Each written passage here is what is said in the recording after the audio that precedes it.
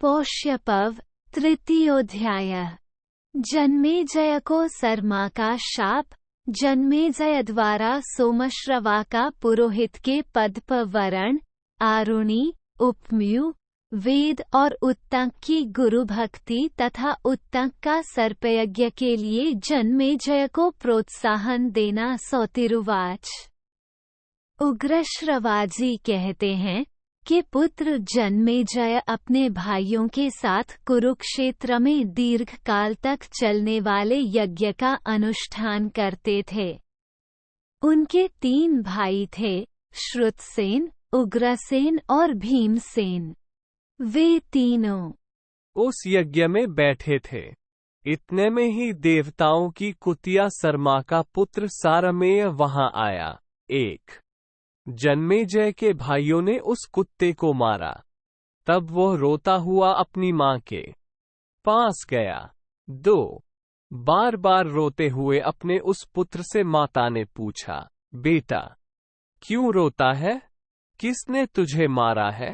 3 माता के इस प्रकार पूछने पर उसने उत्तर दिया, मां, मुझे जन्मेजय के भाइयों ने मारा है। 4 तब माता उससे बोली, बेटा अवश्य ही तूने उनका कोई प्रकट रूप में अपराध किया होगा, जिसके कारण उन्होंने तुझे मारा है। 5 तब उसने माता से पुनः इस प्रकार कहा, मैंने कोई अपराध नहीं किया है, न तो उनके भविष्य की ओर देखा और न उसे चाटा ही है। 6 ये सुनकर पुत्र के दुख से दुखी हुई उसकी माता सरमा उस सत्र में आई, जहां जन्मेजय अपने भाइयों के साथ दीर्घकालीन सत्र का अनुष्ठान कर रहे थे। 7 वहां क्रोध में भरी हुई सरमा ने जन्मेजय से कहा, मेरे इस पुत्र ने तुम्हारा कोई अपराध नहीं किया था, न तो इसने भविष्य की ओर देखा और न उसे चाटा ही था, तब तुमने इसे क्यों मारा? 8 किंतु जन्मेजय और उनके भाइयों ने इसका कुछ भी उत्तर नहीं दिया। तब सरमा ने उनसे कहा, मेरा पुत्र निरपराध था, तो भी तुमने इसे मारा है, अतः तुम्हारे ऊपर अकस्मात ऐसा भय उपस्थित होगा जिसकी पहले से कोई संभावना न रही हो। 9 देवताओं की कुतिया सरमा के इस प्रकार शाप देने पर जन्मेजय को बड़ी घबराहट हुई और वे बहुत दुखी हो गए। 10 उस सत्र के समाप्त होने पर वे हस्तिनापुर में आए और अपने योग्य पुरोहित की खोज करते हुए इसके लिए बड़ा यत्न करने लगे। पुरोहित के ढूंढने का उद्देश्य ये था कि वह मेरी इस शापरूप पापकृत्या को, जो बल, आयु और प्राण का नाश करने वाली है, शांत कर दे। 11 एक दिन पुत्र जन्मेजय शिकार खेलने के लिए वन में गए। वहां उन्होंने एक आश्रम देखा जो उन्हीं के राज्य के किसी प्रदेश में विद्यमान था। 12 उस आश्रम में श्रुतश्रवा नाम से प्रसिद्ध एक ऋषि रहते थे। उनके पुत्र का नाम था सोमश्रवा। सोमश्रवा सदा तपस्या में ही लगे रहते थे। 13 कुमार जन्मेजय ने महर्षि श्रुतश्रवा के पास जाकर उनके पुत्र सोमश्रवा का पुरोहित पद के लिए वरण किया। 14 राजा ने पहले महर्षि को नमस्कार करके कहा, भगवन, आपके ये पुत्र सोमश्रवा मेरे पुरोहित हों। 15 उनके ऐसा कहने पर श्रुतश्रवा ने जन्मेजय को इस प्रकार उत्तर दिया, महाराज जन्मेजय, मेरा ये पुत्र सोमश्रवा सर्पिणी के गर्भ से पैदा हुआ है। ये बड़ा तपस्वी और स्वाध्यायशील है। मेरे तपोबल से इसका भरण पोषण हुआ है। एक समय एक सर्पिणी ने मेरा वीर्यपान कर लिया था, अतः उसी के पेट से इसका जन्म हुआ है। 16 ये तुम्हारी संपूर्ण पापकृत्याओं, शापजनित उपद्रवों का निवारण करने में समर्थ है। केवल भगवान शंकर की कृत्या को यह नहीं टाल सकता। 17 किंतु इसका एक गुप्त नियम है। यदि कोई ब्राह्मण इसके पास आकर इससे किसी वस्तु की याचना करेगा तो यह उसे उसकी अभीष्ट वस्तु अवश्य देगा। यदि तुम उदारतापूर्वक इसके इस व्यवहार को सहन कर सको अथवा इसकी इच्छा पूर्ति का उत्साह दिखा सको तो इसे ले जाओ। 18 श्रुतश्रवा के ऐसा कहने पर जन्मेजय ने उत्तर दिया, भगवन, सब कुछ उनकी रुचि के अनुसार ही होगा। 19 फिर वे सोमश्रवा पुरोहित को साथ लेकर लौटे और अपने भाइयों से बोले, इन्हें मैंने अपना उपाध्याय पुरोहित बनाया है। ये जो कुछ भी कहें उसे तुम्हें बिना किसी सोच विचार के पालन करना चाहिए। जन्मेजय के ऐसा कहने पर उनके तीनों भाई पुरोहित की प्रत्येक आज्ञा का ठीक ठीक पालन करने लगे। इधर राजा जन्मेजय अपने भाइयों को पूर्वोक्त आदेश देकर स्वयं तक्षशिला जीतने के लिए चले गए और उस प्रदेश को अपने अधिकार में कर लिया। 20 गुरु की आज्ञा का किस प्रकार पालन करना चाहिए, इस विषय में आगे का प्रसंग कहा जाता है। इन्हीं दिनों आयोधौम्य नाम से प्रसिद्ध एक महर्षि थे। उनके 3 शिष्य हुए, उपम्यु, आरुणि पांचाल तथा वेद। 21 एक दिन उपाध्याय ने अपने एक शिष्य पांचाल देशवासी आरुणि को खेत पर भेजा और कहा, वत्स, जाओ, क्यारियों की टूटी हुई मेड़ बांध दो। 22 उपाध्याय के इस प्रकार आदेश देने पर पांचाल देशवासी आरुणि वहां जाकर उस धान की क्यारी की मेड़ बांधने लगा, परंतु बांध न सका। मेड़ बांधने के प्रयत्न में ही परिश्रम करते करते उसे एक उपाय सूझ गया और वो मन ही मन बोल उठा, अच्छा, ऐसा ही करूं। 23 स तत्र संविवेश केदारखंडे शयाने च तथा तस्मिन् स्तुतकम तस्थो। 24 वो क्यारी की टूटी हुई मेड़ की जगह स्वयं ही लेट गया। उसके लेट जाने पर वहां का बहता हुआ जल रुक गया। 24 ततः कदाचिदुपाध्याय आयोदो धौम्यः शिष्यान् पृच्छत, क्व आरुणे पांचाल्यो गत इति। 25 फिर कुछ काल के पश्चात उपाध्याय आयोधौम्य ने अपने शिष्यों से पूछा, पांचाल निवासी आरुणि कहाँ चला गया। 25 ते तम प्रत्युचुर भगवंस्त्वयैव प्रेषितो गच्छ केदारखंडम बधानेति। स एवमुक्तस्ताञ्छिष्या प्रत्युवोच तस्मात् तत्र सवे गच्छामो यत्र स गत इति। 26 शिष्यों ने उत्तर दिया, भगवन, आप ही ने तो उसे ये कहकर भेजा था कि जाओ, क्यारी की टूटी हुई मेड़ बांध दो।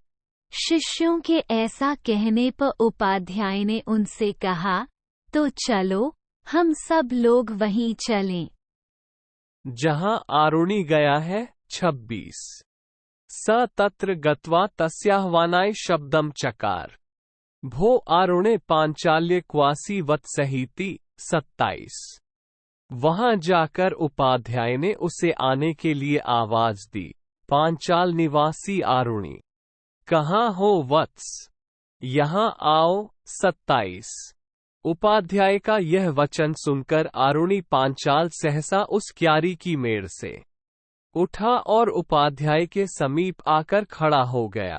28 फिर उनसे विनय पूर्वक बोला, भगवन, मैं ये हूँ, क्यारी की टूटी हुई मेड़ से निकलते हुए अनिवार्य जल को रोकने के लिए स्वयं ही यहाँ लेट गया था।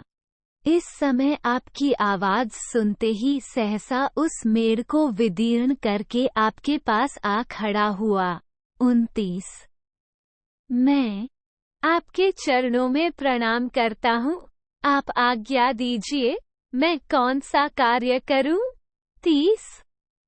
आरुणि के ऐसा कहने पर उपाध्याय ने उत्तर दिया, तुम क्यारी के मेढ़ को विदीर्ण करके उठे हो, अतः इस उद्लंघ कर्म के कारण उद्दालक नाम से ही प्रसिद्ध होओगे। ऐसा कहकर उपाध्याय ने आरुणि को अनुग्रहित किया। 31। साथ ही यह भी कहा कि तुमने मेरी आज्ञा का पालन किया है, इसलिए तुम कल्याण के भागी होओगे। संपूर्ण वेद और समस्त धर्मशास्त्र तुम्हारी बुद्धि में स्वयं प्रकाशित हो जाएंगे। 32। उपाध्याय के इस प्रकार आशीर्वाद देने पर आरुणि कृतकृत्य हो अपने अभीष्ट देश को चला गया। उन्हीं आयोध्या में उपाध्याय का उपम्यु नामक दूसरा शिष्य था। 33। उसे उपाध्याय ने आदेश दिया, वत्स उपम्यु, तुम गौन की रक्षा करो। 34। उपाध्याय की आज्ञा से उपम्यु गौन की रक्षा करने लगा। वो दिन भर गौन की रक्षा में रहकर संध्या के समय गुरुजी के घर पर आता और उनके सामने खड़ा हो नमस्कार करता। 35। उपाध्याय ने देखा उपम्यु खूब मोटा ताजा हो रहा है, तब उन्होंने पूछा, बेटा उपम्यु, तुम कैसे जीविका चलाते हो, जिससे इतने अधिक हृष्ट पुष्ट हो रहे हो? 36। उसने उपाध्याय से कहा, गुरुदेव, मैं भिक्षा से जीवन निर्वाह करता हूँ। 37। ये सुनकर उपाध्याय उपम्यु से बोले, मुझे अर्पण किए बिना तुम्हें भिक्षा का अन्न अपने उपयोग में नहीं लाना चाहिए। उपम्यु ने बहुत अच्छा कहकर उनकी आज्ञा स्वीकार कर ली। अब वो भिक्षा लाकर उपाध्याय को अर्पण करने लगा। 38। उपाध्याय उपम्यु से सारी भिक्षा ले लेते थे। उपम्यु तथास्तु कहकर पुनः पूर्ववत गौओं की रक्षा करता रहा। वो दिन भर गौओं की रक्षा में रहता और संध्या के समय पुनः गुरु के घर पर आकर गुरु के सामने खड़ा हो नमस्कार करता था। 39। उस दशा में भी उपमनु को पूर्ववत हृष्ट पुष्ट ही देखकर उपाध्याय ने पूछा, बेटा उपम्यु, तुम्हारी सारी भिक्षा तो मैं ले लेता हूँ, फिर तुम इस समय कैसे जीवन निर्वाह करते हो? 40। उपाध्याय के ऐसा कहने पर उपम्यु ने उन्हें उत्तर दिया, भगवान, पहले की लाई हुई भिक्षा आपको अर्पित करके अपने लिए दूसरी भिक्षा लाता हूँ और उसी से अपनी जीविका चलाता हूँ। 41। ये सुनकर उपाध्याय ने कहा, यह न्याययुक्त एवं श्रेष्ठ वृत्ति नहीं है। तुम ऐसा करके दूसरे भिक्षाजीवी लोगों की जीविका में बाधा डालते हो, अतः लोभी हो। तुम्हें दोबारा भिक्षा नहीं लानी चाहिए। 42। उसने तथास्तु कहकर गुरु की आज्ञा मान ली और पूर्ववत गौओं की रक्षा करने लगा। एक दिन गायें चराकर वह फिर सांकाल को उपाध्याय के घर आया और उनके सामने खड़े होकर उसने नमस्कार किया। 43। उपाध्याय ने उसे फिर भी मोटा ताजा ही देखकर पूछा, बेटा उपम्यु, मैं तुम्हारी सारी भिक्षा ले लेता हूँ और अब तुम दोबारा भिक्षा नहीं मांगते, फिर भी बहुत मोटे हो। आजकल कैसे खाना पीना चलाते हो? 44। इस प्रकार पूछने पर उपम्यु ने उपाध्याय को उत्तर दिया, भगवान, मैं इन गौओं के दूध से जीवन निर्वाह करता हूँ। ये सुनकर उपाध्याय ने उससे कहा, मैंने तुम्हें दूध पीने की आज्ञा नहीं दी है। अतः इन गौओं के दूध का उपयोग करना तुम्हारे लिए अनुचित है। 45।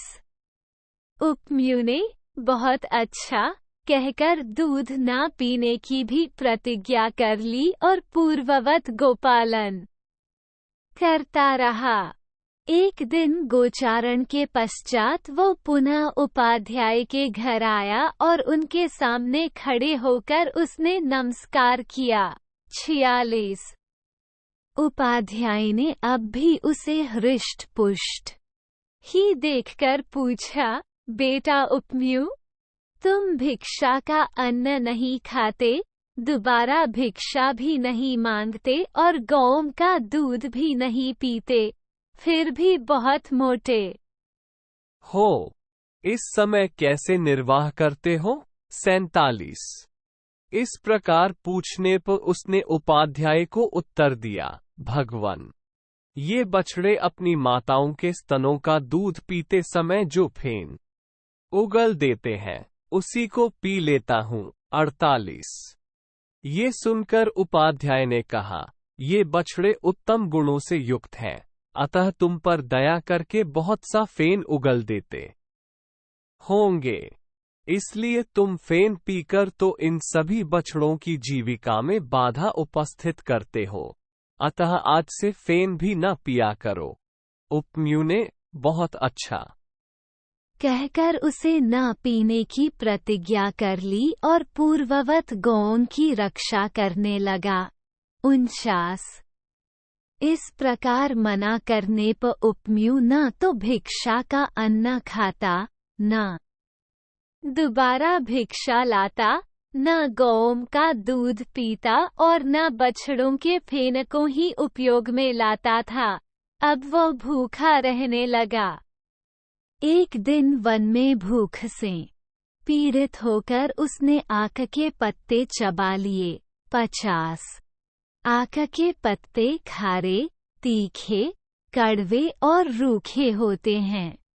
उनका परिणाम तीक्ष्ण होता है, पाचन काल में वे पेट के अंदर आग की ज्वाला सी उठा देते हैं, अतः उनको खाने से उपमन्यु की आंखों की ज्योति नष्ट हो गई।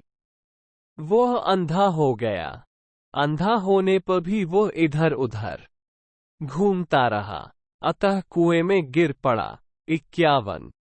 तदनंतर जब सूर्यदेव अस्ताचल की चोटी पर पहुंच गए, तब भी उपमन्यु गुरु के घर पर नहीं आया, तो उपाध्याय ने शिष्यों से पूछा, उपमन्यु क्यों नहीं आया?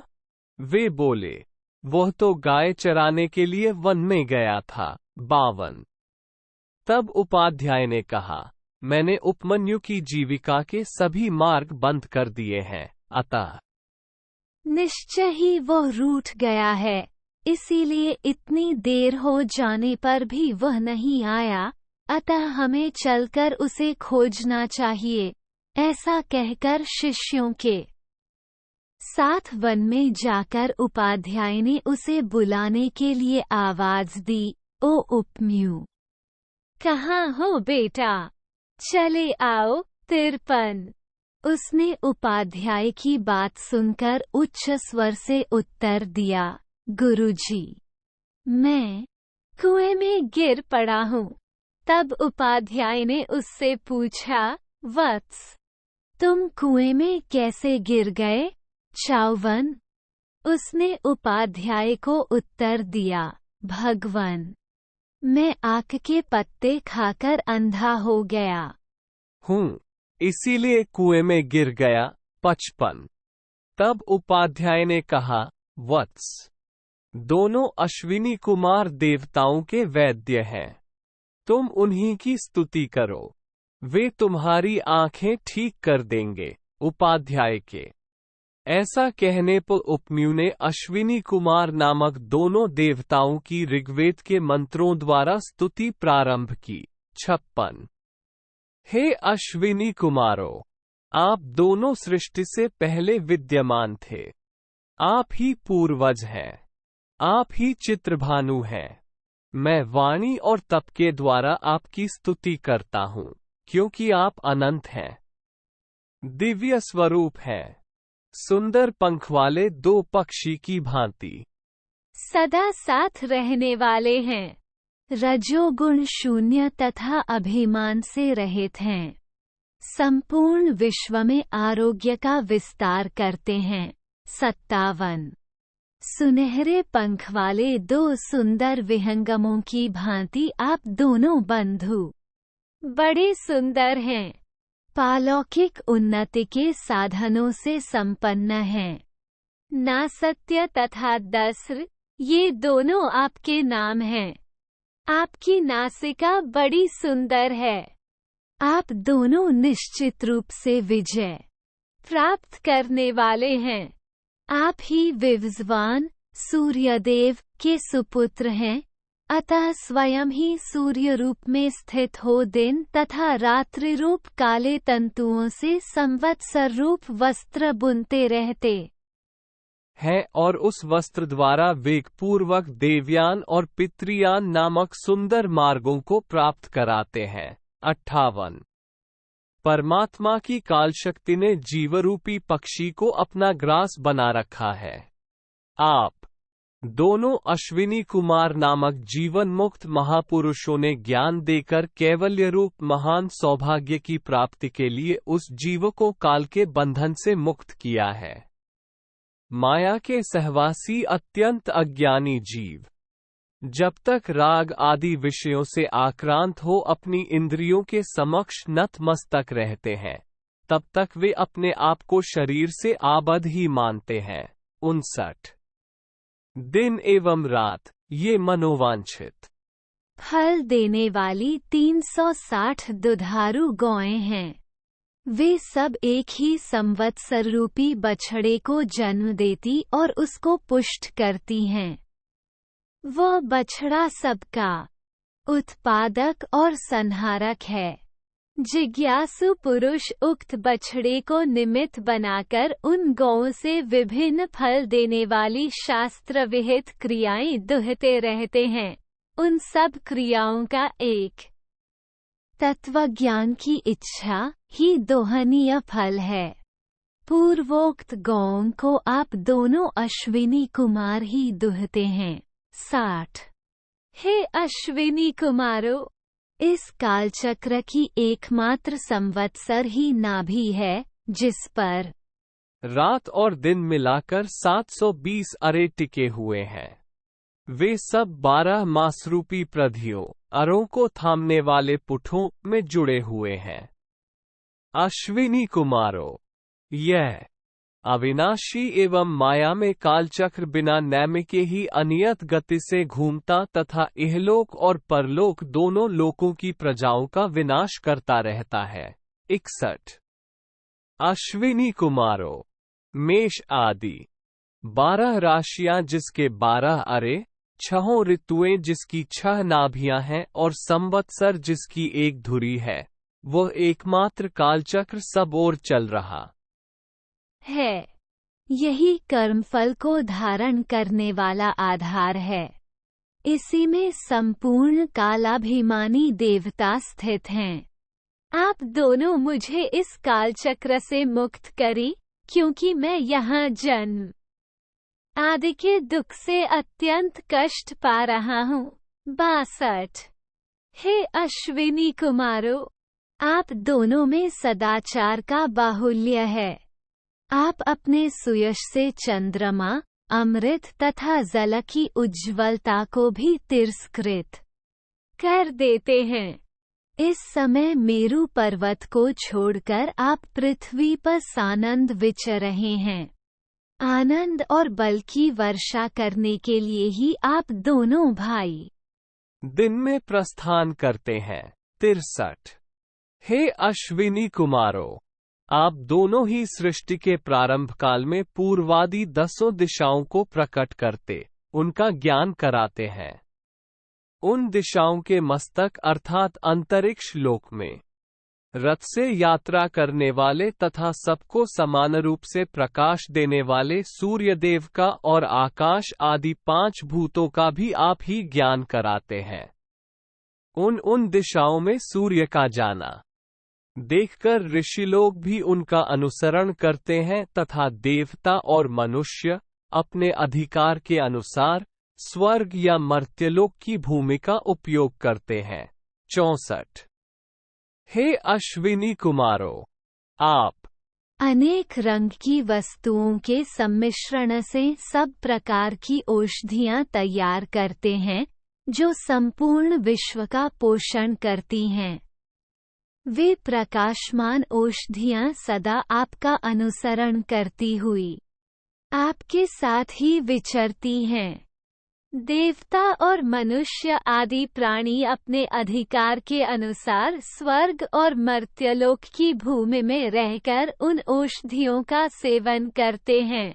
65। अश्विनी कुमारों, आप ही दोनों नासत्य नाम से प्रसिद्ध हैं। मैं आपकी तथा आपने जो कमल की माला धारण कर रखी है उसकी पूजा करता हूँ। आप अमर होने के साथ ही सत्य का पोषण और विस्तार करने वाले हैं। आपके सहयोग के बिना देवता भी उस सनातन सत्य की प्राप्ति में समर्थ नहीं है। 66। युवक माता पिता संतानोत्पत्ति के लिए पहले मुख से अन्नरूप गर्भ धारण करते हैं, तत्पश्चात पुरुषों में वीर्य रूप में और स्त्री में रजो रूप से परिणत होकर वो अन्न जड शरीर बन जाता है।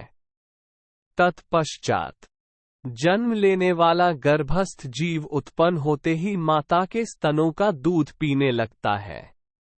हे अश्विनी कुमारों, पूर्वोक्त रूप से संसार बंधन में बंधे हुए जीवों को आप तत्वज्ञान देकर मुक्त करते हैं। मेरे जीवन निर्वाह के लिए मेरी नेत्रेंद्रिय को भी रोग से मुक्त करें। 67। अश्विनी कुमारों, मैं आपके गुणों का बखान करके आप दोनों की स्तुति नहीं कर सकता। इस समय नेत्रहीन अंधा हो गया हूँ। रास्ता पहचानने में भी भूल हो जाती है, इसीलिए इस दुर्गम कूप में गिर पड़ा हूँ। आप दोनों शरणागत वत्सल देवता हैं, अतः मैं आपकी शरण लेता हूँ। 68।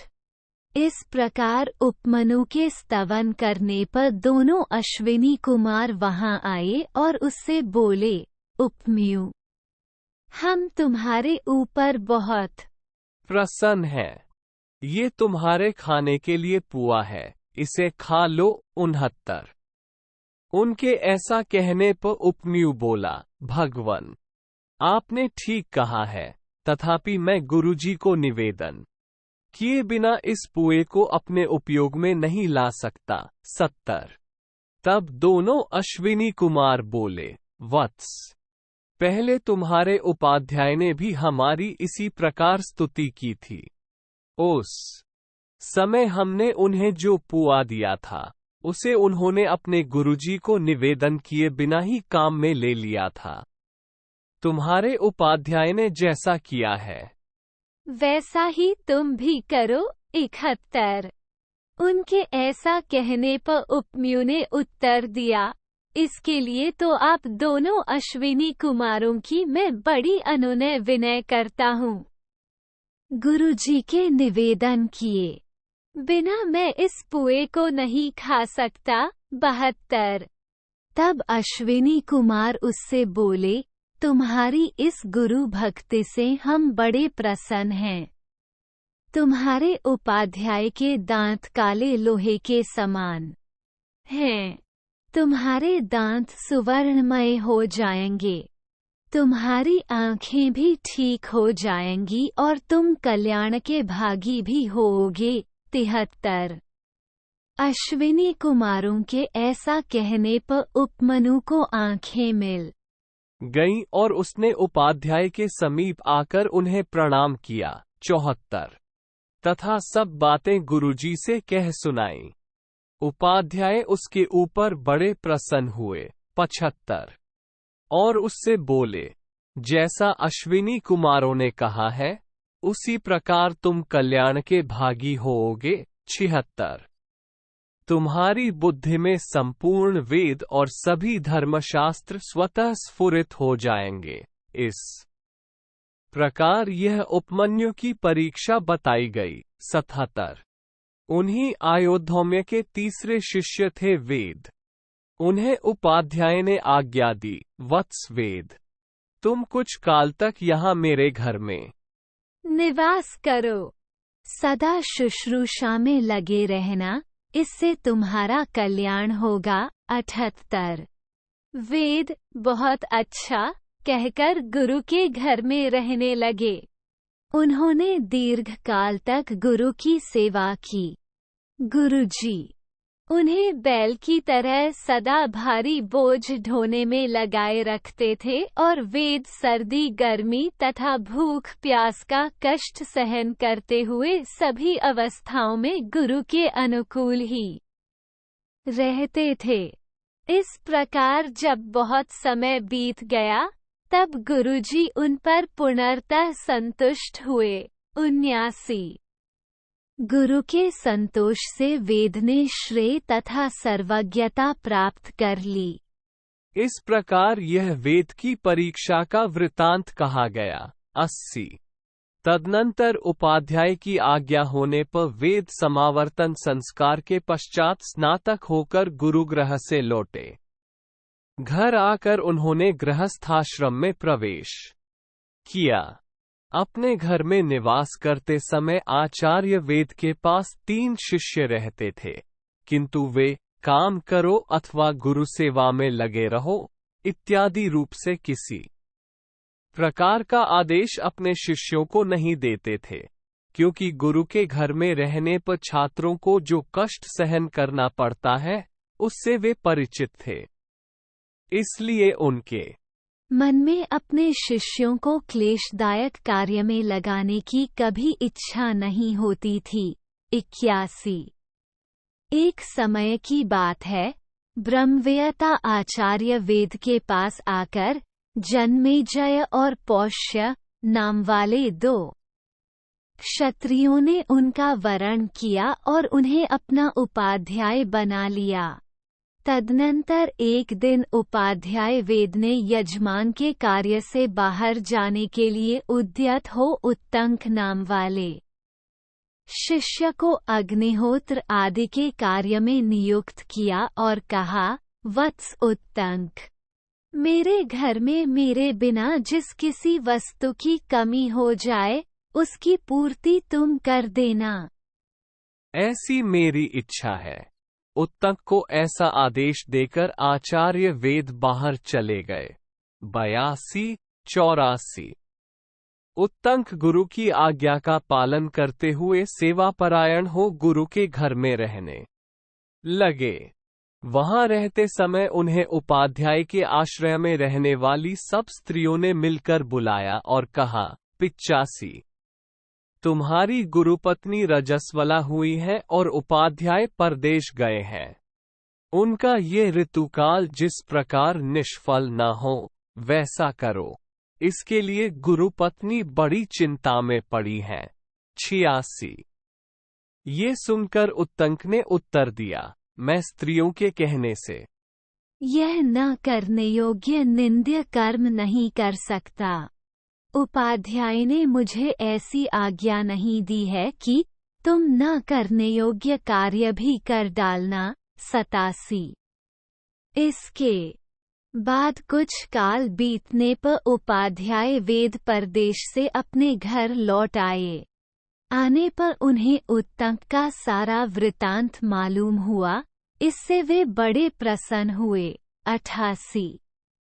और बोले, बेटा उत्तंक, तुम्हारा कौन सा प्रिय कार्य करूं? तुमने धर्मपूर्वक मेरी सेवा की है, इससे हम दोनों की एक दूसरे के प्रति प्रीति बहुत बढ़ गई है। अब मैं तुम्हें घर लौटने की आज्ञा देता हूँ। जाओ, तुम्हारी सभी कामनाएं पूर्ण होंगी। 89। गुरु के ऐसा कहने पर उत्तंक बोले, भगवन, मैं आपका कौन सा प्रिय कार्य करूं? वृद्ध पुरुष कहते भी हैं। 90। जो अधर्मपूर्वक अध्यापन या उपदेश करता है अथवा जो अधर्मपूर्वक प्रश्न या अध्ययन करता है, उन दोनों में से एक, गुरु अथवा शिष्य, मृत्यु एवं विद्वेष को प्राप्त होता है। 91। अतः आपकी आज्ञा मिलने पर मैं अभीष्ट गुरुदक्षिणा भेंट करना चाहता हूँ। उत्तंक के ऐसा कहने पर उपाध्याय बोले, बेटा उत्तंक, तब कुछ दिन और यहीं ठहरो। 92। तदनंतर किसी दिन उत्तंक ने फिर उपाध्याय से कहा, भगवान, आज्ञा दीजिए, मैं आपको कौन सी प्रिय वस्तु गुरुदक्षिणा के रूप में भेंट करूं? 93। ये सुनकर उपाध्याय ने उनसे कहा, वत्स उत्तंक, तुम बार बार मुझसे कहते हो कि मैं क्या गुरुदक्षिणा भेंट करूं? अतः जाओ, घर के भीतर प्रवेश करके अपनी गुरुपत्नी से पूछ लो कि मैं क्या गुरुदक्षिणा भेंट करूं? 94। वे जो बतावे वही वस्तु उन्हें भेंट करो। उपाध्याय के ऐसा कहने पर उत्तंक ने गुरुपत्नी से पूछा, देवी। उपाध्याय ने मुझे घर जाने की आज्ञा दी है, अतः मैं आपको कोई अभीष्ट वस्तु गुरुदक्षिणा के रूप में भेंट करके गुरु के ऋण से उऋण होकर जाना चाहता हूँ। 95। अतः आप आज्ञा दें, मैं गुरुदक्षिणा के रूप में कौन सी वस्तु ला दूं? उत्तंक के ऐसा कहने पर गुरुपत्नी उनसे बोली, वत्स, तुम राजा पौष्य के यहाँ उनकी क्षत्राणी पत्नी ने जो दोनों कुंडल पहन रखे हैं, उन्हें मांग लाने के लिए जाओ। 16। और उन कुंडलों को शीघ्र ले आओ। आज के चौथे दिन पुण्यक व्रत होने वाला है। मैं उस दिन कानों में उन कुंडलों को पहनकर सुशोभित हो ब्राह्मणों को भोजन परोसना चाहती हूँ, अतः तुम मेरा यह मनोरथ पूर्ण करो, तुम्हारा कल्याण होगा। अन्यथा कल्याण की प्राप्ति कैसे संभव है? 97। गुरुपत्नी के ऐसा कहने पर उत्तंक वहां से चल दिए। मार्ग में जाते समय उन्होंने एक बहुत बड़े बैल को और उस पर चढ़े हुए एक विशालकाय पुरुष को भी देखा। उस पुरुष ने उत्तंक से कहा, 98। उत्तंक, तुम इस बैल का गोबर खा लो। किंतु उसके ऐसा कहने पर भी उत्तंक को वो गोबर खाने की इच्छा नहीं हुई। 99। तब वो पुरुष फिर उनसे बोला, उत्तंक, खा लो, विचार न करो, तुम्हारे उपाध्याय ने भी पहले इसे खाया था। 100। उसके पुनः ऐसा कहने पर उत्तंक ने बहुत अच्छा कहकर उसकी बात मान ली और उस बैल के गोबर तथा मूत्र को खा पीकर उतावली के कारण खड़े खड़े ही आचमन किया। फिर वे चल दिए। 101। जहां वे क्षत्रिय राजा पौष्य रहते थे, वहां पहुंचकर उत्तंक ने देखा वे आसन पर बैठे हुए हैं। तब उत्तंक ने उनके समीप जाकर आशीर्वाद से उन्हें प्रसन्न करते हुए कहा, 102।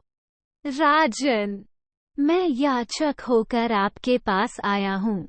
राजा ने उन्हें प्रणाम करके कहा, भगवान, मैं आपका सेवक पौष्य हूँ, कहिए किस आज्ञा का पालन करूं? 103। उत्तंक ने पौष्य से कहा, राजन, मैं गुरु दक्षिणा के निमित्त 2 कुंडलों के लिए आपके यहाँ आया हूँ। आपकी क्षत्राणी ने जिन्हें पहन रखा है, उन्हीं दोनों कुंडलों को आप मुझे दे दें। यह आपके योग्य कार्य है। 104। ये सुनकर पौष्य ने उत्तंक से कहा, ब्रह्म, आप अंतःपुर में जाकर क्षत्राणी से वे कुंडल मांग ले। राजा के ऐसा कहने पर उत्तंक ने अंतःपुर में प्रवेश किया। किंतु वहां उन्हें क्षत्राणी नहीं दिखाई दी। 105। तब वे पुनः राजा पौष्य के पास आकर बोले, राजन, आप मुझे संतुष्ट करने के लिए झूठी बात कहकर मेरे साथ छल करें, यह आपको शोभा नहीं देता है। आपके अंतःपुर में क्षत्राणी नहीं है, क्योंकि वहां वे मुझे नहीं दिखाई देती हैं। 106। उत्तंक के ऐसा कहने पर पौष्य ने एक क्षण तक विचार करके उन्हें उत्तर दिया, निश्चय ही आप झूठे मुंह हैं। स्मरण तो कीजिए, क्योंकि मेरी क्षत्राणी पतिव्रता होने के कारण उच्छिष्ट अपवित्र मनुष्य के द्वारा नहीं देखी जा सकती हैं। आप उच्छिष्ट होने के कारण अपवित्र हैं, इसलिए वे आपकी दृष्टि में नहीं आ रही हैं। 107। उनके ऐसा कहने पर उत्तंक ने स्मरण करके कहा, हाँ, अवश्य ही मुझ में अशुद्धि रह गई है। यहाँ की यात्रा करते समय मैंने खड़े होकर चलते चलते आचमन किया है। तब पौष्य ने उनसे कहा, ब्रह्म, यही आपके द्वारा विधि का उल्लंघन हुआ है। खड़े होकर और शीघ्रतापूर्वक चलते चलते किया हुआ आचमन नहीं के बराबर है। 108। तत्पश्चात उत्तंक राजा से, ठीक है, ऐसा कहकर हाथ, पैर और मुंह भली भांति धोकर पूर्वाभिमुख हो आसन पर बैठे और हृदय तक पहुंचने योग्य शब्द तथा फेन से रहित शीतल जल के द्वारा 3 बार आचमन करके उन्होंने 2 बार अंगूठे के मूल भाग से मुख पोंछा और नेत्र, नासिका आदि इंद्रिय गोलकों का जल सहित अंगुलियों द्वारा स्पर्श करके अंतःपुर में प्रवेश किया। 109। तब उन्हें क्षत्राणी का दर्शन हुआ। महारानी उत्तंक को देखते ही उठकर खड़ी हो गईं और प्रणाम करके बोली, भगवान, आपका स्वागत है, आज्ञा दीजिए, मैं क्या सेवा करूं? 110। उत्तंक ने महारानी से कहा, देवी, मैंने गुरु के लिए आपके दोनों कुंडलों की याचना की है, वे ही मुझे दे दें।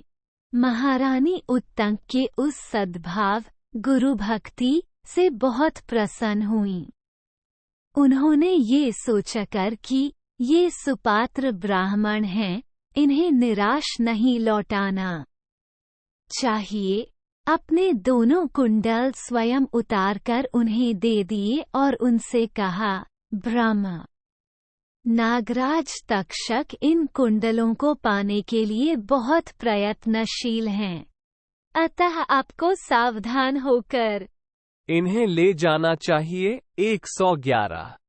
रानी के ऐसा कहने पर उत्तंक ने उन क्षत्राणी से कहा, देवी, आप निश्चिंत रहें, नागराज तक्षक मुझसे भिड़ने का साहस नहीं कर सकता। 112। महारानी से ऐसा कहकर उनसे आज्ञा ले उत्तंक राजा पौष्य के निकट आए और बोले, महाराज पौष्य, मैं बहुत प्रसन्न हूँ और आपसे विदा लेना चाहता हूँ। ये सुनकर पौष्य ने उत्तंक से कहा। 113। भगवन, बहुत दिनों पर कोई सुपात्र ब्राह्मण मिलता है, आप गुणवान अतिथि पधारे हैं, अतः मैं श्राद्ध करना चाहता हूँ। आप इसमें समय दीजिए। 114। तब उत्तंक ने राजा से कहा, मेरा समय तो दिया ही हुआ है, किंतु शीघ्रता चाहता हूँ। आपके यहाँ जो शुद्ध एवं सुसंस्कृत भोजन तैयार हो उसे मंगाइए। राजा ने बहुत अच्छा कहकर जो भोजन सामग्री प्रस्तुत थी, उसके द्वारा उन्हें भोजन कराया। 115।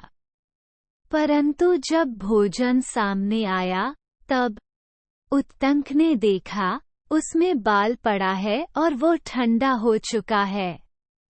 फिर तो यह अपवित्र अन्न है, ऐसा निश्चय करके वे राजा पौष्य से बोले, आप मुझे अपवित्र अन्न दे रहे हैं, अतः अंधे हो जाएंगे। 116। तब पौष्य ने भी उन्हें शाप के बदले शाप देते हुए कहा, आप शुद्ध अन्न को भी दूषित बता रहे हैं, अतः आप भी संतानहीन हो जाएंगे। तब उत्तंक राजा पौष्य से बोले। 117। महाराज, अपवित्र अन्न देकर फिर बदले में शाप देना आपके लिए कदापि उचित नहीं है, अतः पहले अन्न को ही प्रत्यक्ष देख लीजिए।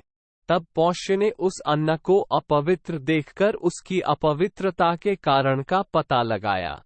118। वह भोजन खुले केश वाली स्त्री ने तैयार किया था, अतः उसमें केश पड़ गया था। देर का बना होने से वह ठंडा भी हो गया था, इसलिए वह अपवित्र है। इस निश्चय पर पहुंचकर राजा ने उत्तंक ऋषि को प्रसन्न करते हुए कहा। 119। भगवान, ये केशयुक्त और शीतल अन्न अनजान में आपके पास लाया गया है, अतः इस अपराध के लिए मैं आपसे क्षमा मांगता हूँ। आप ऐसी कृपा कीजिए जिससे मैं अंधा न हूँ। तब उत्तंक ने राजा से कहा। 120। राजन, मैं झूठ नहीं बोलता। आप पहले अंधे होकर फिर थोड़े ही दिनों में इस दोष से रहित हो जाएंगे। अब आप भी ऐसी चेष्टा करें जिससे आपका दिया हुआ शाप मुझ पर लागू न हो। 121। ये सुनकर पौष्य ने उत्तंक से कहा, मैं शाप को लौटाने में असमर्थ हूँ। मेरा क्रोध अभी तक शांत नहीं हो रहा है। क्या आप यह नहीं जानते कि ब्राह्मण का हृदय मक्खन के समान मुलायम और जल्दी पिघलने वाला होता है? केवल उसकी वाणी में ही तीखी धार वाले छुरे का सा प्रभाव होता है, किंतु ये दोनों ही बातें क्षत्रिय के लिए विपरीत हैं। उसकी वाणी तो नवनीत के समान कोमल होती है, लेकिन हृदय पैनी धार वाले छुरी के समान तीखा होता है। 122-123। अतः ऐसी दशा में कठोर हृदय होने के कारण मैं उस शाप को बदलने में असमर्थ हूँ, इसलिए आप जाइए। तब उत्तंक बोले, राजन, आपने अन्न की अपवित्रता देखकर मुझसे क्षमा के लिए अनुनय विनय की है, किंतु पहले आपने कहा था कि तुम शुद्ध अन्न को दूषित बता रहे हो, इसलिए संतानहीन हो जाओगे। इसके बाद अन्न का दोषयुक्त होना प्रमाणित हो गया, अतः आपका ये शाप मुझ पर लागू नहीं होगा। 124-125। अब हम अपना कार्य साधन कर रहे हैं। ऐसा कहकर उत्तंक दोनों कुंडलों को लेकर वहां से चल दिए। मार्ग में उन्होंने अपने पीछे आते हुए एक नग्न क्षपणक को देखा जो बार बार दिखाई देता और छिप जाता था। 126। कुछ दूर जाने के बाद उत्तंक ने उन कुंडलों को एक जलाशय के किनारे भूमि पर रख दिया और स्वयं जल संबंधी कृत्य, शौच, स्नान, आचमन, संध्या तर्पण आदि करने लगे। इतने में ही वो क्षपणक बड़ी उतावली के साथ वहां आया और दोनों कुंडलों को लेकर चंपत हो गया। 127। उत्तंक ने स्नान तर्पण आदि जल संबंधी कार्य पूर्ण करके शुद्ध एवं पवित्र होकर देवताओं तथा गुरुओं को नमस्कार किया और जल से बाहर निकलकर बड़े वेग से उस क्षपणक का पीछा किया। 128। वास्तव में वह नागराज तक्षक ही था। दौड़ने से उत्तंक के अत्यंत समीपवर्ती हो गया। उत्तंक ने उसे पकड़ लिया। पकड़ में आते ही उसने क्षपणक का रूप त्याग दिया और तक्षक नाग का रूप धारण करके वह सहसा प्रकट हुए पृथ्वी के एक बहुत बड़े विव में घुस गया। 129 बिल में प्रवेश करके वह नागलोक में अपने घर चला गया। तदनंतर उस क्षत्राणी की बात का स्मरण करके उत्तंक ने नागलोक तक उस तक्षक का पीछा किया। 130 पहले तो उन्होंने उस विव्र को अपने डंडे की लकड़ी से खोदना आरंभ किया, किंतु इसमें उन्हें सफलता न मिली। उस समय इंद्र ने उन्हें क्लेश उठाते देखा तो उनकी सहायता के लिए अपना वज्र भेज दिया। 131 उन्होंने वज्र से कहा, जाओ इस ब्राह्मण की सहायता करो। तब वज्र ने डंडे की लकड़ी में प्रवेश करके उस बिल को विदीर्ण कर दिया।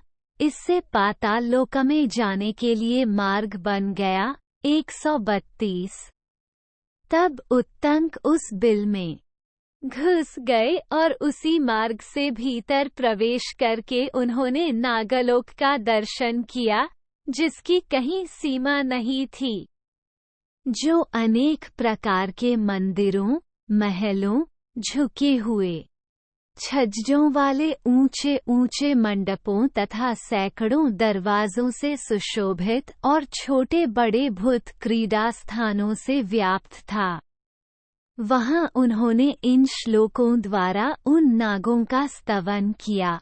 ऐरावत जिनके राजा हैं, जो सम्रांगण में विशेष शोभा पाते हैं, बिजली और वायु से प्रेरित हो जल की वर्षा करने वाले बादलों की भांति बाणों की धारावाहिक वृष्टि करते हैं, उन सर्पों की जय हो। 133-134 ऐरावत कुल में उत्पन्न नागगणों में से कितने ही सुंदर रूप वाले हैं। उनके अनेक रूप हैं। वे विचित्र कुंडल धारण करते हैं तथा आकाश में सूर्यदेव की भांति स्वर्गलोक में प्रकाशित होते हैं। 135 गंगा जी के उत्तर तट पर बहुत से नागों के घर हैं। वहां रहने वाले बड़े बड़े सर्पों की भी मैं स्तुति करता हूँ। 136 ऐरावत नाग के सिवा दूसरा कौन है जो सूर्यदेव की प्रचंड किरणों के सैन्य में विचरने की इच्छा कर सकता है? ऐरावत के भाई धृतराष्ट्र जब सूर्यदेव के साथ प्रकाशित होते और चलते हैं, उस समय 28,008 सर्प सूर्य के घोड़ों की बागडोर बनकर जाते हैं, जो इनके साथ जाते हैं और जो दूर के मार्ग पर जा पहुँचे हैं। ऐरावत के उन सभी छोटे बंधुओं को मैंने नमस्कार किया है, जिनका निवास सदा कुरुक्षेत्र और खांडवन में रहा है। उन नागराज तक्षक की मैं कुंडलों के लिए स्तुति करता हूँ। तक्षक और अश्वसेन, ये दोनों नाग सदा साथ विचरने वाले हैं। ये दोनों कुरुक्षेत्र में इक्षुमती नदी के तट पर रहा करते थे।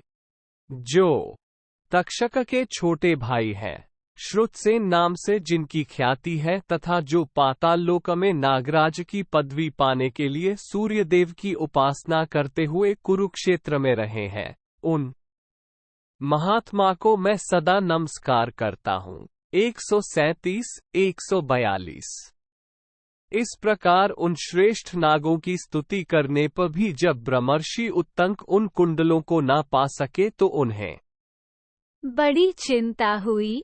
143 इस प्रकार नागों की स्तुति करते रहने पर भी जब वे उन दोनों कुंडलों को प्राप्त न कर सके, तब उन्हें वहां 2 स्त्रियां दिखाई दी, जो सुंदर करघे पर रखकर सूत के ताने में वस्त्र बुन रही थी। उस ताने में उत्तंक मुनि ने काले और सफेद 2 प्रकार के सूत और 12 अरों का एक चक्र भी देखा, जिसे 6 कुमार घुमा रहे थे।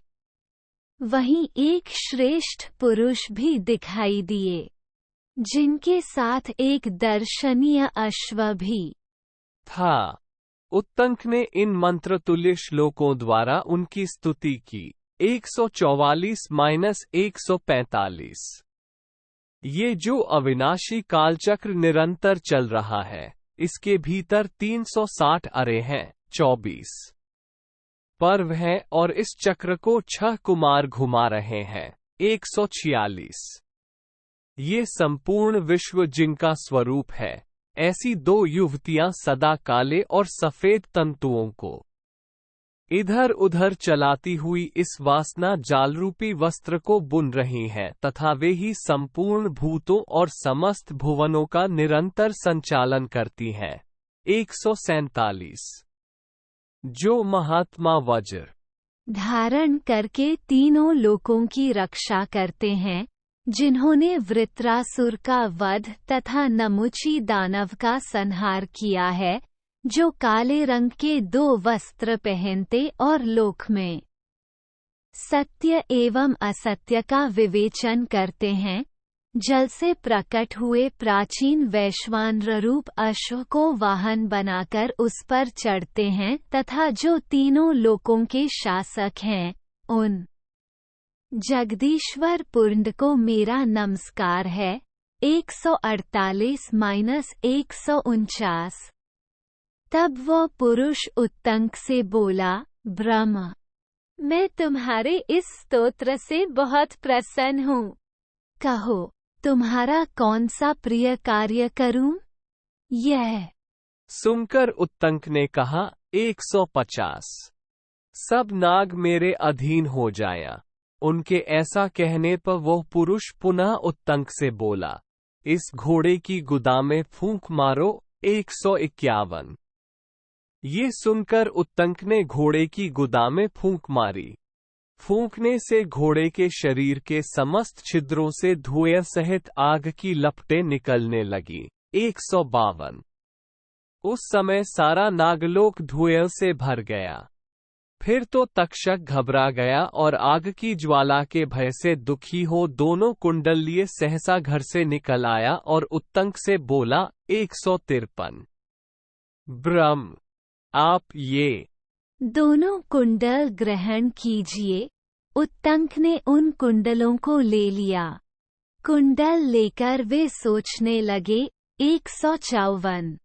अहो, आज ही गुरु पत्नी का वो पुण्य का व्रत है और मैं बहुत दूर चला आया हूँ। ऐसी दशा में किस प्रकार इन कुंडलों द्वारा उनका सत्कार कर सकूंगा? तब इस प्रकार चिंता में पड़े हुए उत्तंक से उस पुरुष ने कहा। 155। बहुत अच्छा कहकर उत्तंक उस घोड़े पर चढ़े और तुरंत उपाध्याय के घर आ पहुँचे। इधर गुरुपत्नी स्नान करके बैठी हुई अपने केश संवार रही थीं। उत्तंक अब तक नहीं आया, ये सोचकर उन्होंने शिष्य को शाप देने का विचार कर लिया। 157। इसी बीच में उत्तंक ने उपाध्याय के घर में प्रवेश करके गुरुपत्नी को प्रणाम किया और उन्हें वे दोनों कुंडल दे दिए। तब गुरुपत्नी ने उत्तंक से कहा। 158। उत्तंक, तू ठीक समय पर उचित स्थान में आ पहुंचा। वत्स, तेरा स्वागत है। अच्छा हुआ जो बिना अपराध के ही तुझे शाप नहीं दिया। तेरा कल्याण उपस्थित है, तुझे सिद्धि प्राप्त हो। 159। तदनंतर उत्तंक ने उपाध्याय के चरणों में प्रणाम किया। उपाध्याय ने उससे कहा, वत्स, उत्तंक, तुम्हारा स्वागत है। लौटने में देर क्यों लगाई? 160। तब उत्तंक ने उपाध्याय को उत्तर दिया, भगवान, नागराज तक्षक ने इस कार्य में विघ्न डाल दिया था, इसलिए मैं नागलोक में चला गया था। 161। वहीं मैंने 2 स्त्रियां देखीं, जो करघे पर सूत रखकर कपड़ा बुन रही थीं। उस करघे में काले और सफेद रंग के सूत लगे थे। वह सब क्या था? 162। वहीं मैंने एक चक्र भी देखा, जिसमें 12 अरे थे। 6 कुमार उस चक्र को घुमा रहे थे। वह भी क्या था? वहां एक पुरुष भी मेरे देखने में आया था। वो कौन था? तथा एक बहुत बड़ा अश्व भी दिखाई दिया था। वह कौन था? 163। इधर से जाते समय मार्ग में मैंने एक बैल देखा, उस पर एक पुरुष सवार था। उस पुरुष ने मुझसे आग्रहपूर्वक कहा, उत्तंक, इस बैल का गोबर खा लो। तुम्हारे उपाध्याय ने भी पहले इसे खाया है। 164। तब उस पुरुष के कहने से मैंने उस बैल का गोबर खा लिया। अतः वह बैल और पुरुष कौन थे? मैं आपके मुख से सुनना चाहता हूँ, वो सब क्या था? उत्तंक के इस प्रकार पूछने पर उपाध्याय ने उत्तर दिया, 165। वे जो दोनों स्त्रियां थीं, वे धाता और विधाता हैं। जो काले और सफेद तंतु थे, वे रात और दिन हैं। 12 अरों से युक्त चक्र को जो 6 कुमार घुमा रहे थे, वे 6 ऋतुएं हैं। 12 महीने ही 12 अरे हैं। संवत्सर ही वो चक्र है। 166। जो पुरुष था, वो पर्जन्य इंद्र है। जो अश्व था वह अग्नि है। इधर से जाते समय मार्ग में तुमने जिस बैल को देखा था, वह नागराज ऐरावत है। 167। और जो उस पर चढ़ा हुआ पुरुष था, वह इंद्र है। तुमने बैल के जिस गोबर को खाया है, वह अमृत था। इसीलिए तुम नागलोक में जाकर भी मरे नहीं। 168। वे भगवान इंद्र मेरे सखा हैं। तुम पर कृपा करके ही उन्होंने यह अनुग्रह किया है। यही कारण है कि तुम दोनों कुंडल लेकर फिर यहाँ लौट आए हो। 169। अतः सौम्य, अब तुम जाओ, मैं तुम्हें जाने की आज्ञा देता हूँ। तुम कल्याण के भागी होओगे। उपाध्याय की आज्ञा पाकर उत्तंक तक्षक के प्रति कुपित हो उससे बदला लेने की इच्छा से हस्तिनापुर की ओर चल दिए। 170। हस्तिनापुर में शीघ्र पहुंचकर विप्रवर उत्तंक राजा जन्मेजय से मिले। 171। जन्मेजय पहले तक्षशिला गए थे। वे वहां जाकर पूर्ण विजय पा चुके थे। उत्तंक ने मंत्रियों से घिरे हुए उत्तम विजय से संपन्न राजा जन्मेजय को देखकर पहले उन्हें न्यायपूर्वक जय संबंधी आशीर्वाद दिया। तत्पश्चात उचित समय पर उपयुक्त शब्दों से विभूषित वाणी द्वारा उनसे इस प्रकार कहा। 172-173। उत्तंक बोले, नृपश्रेष्ठ, जहां तुम्हारे लिए करने योग्य दूसरा कार्य उपस्थित हो, वहां अज्ञानवश तुम कोई और ही कार्य कर रहे हो। 174।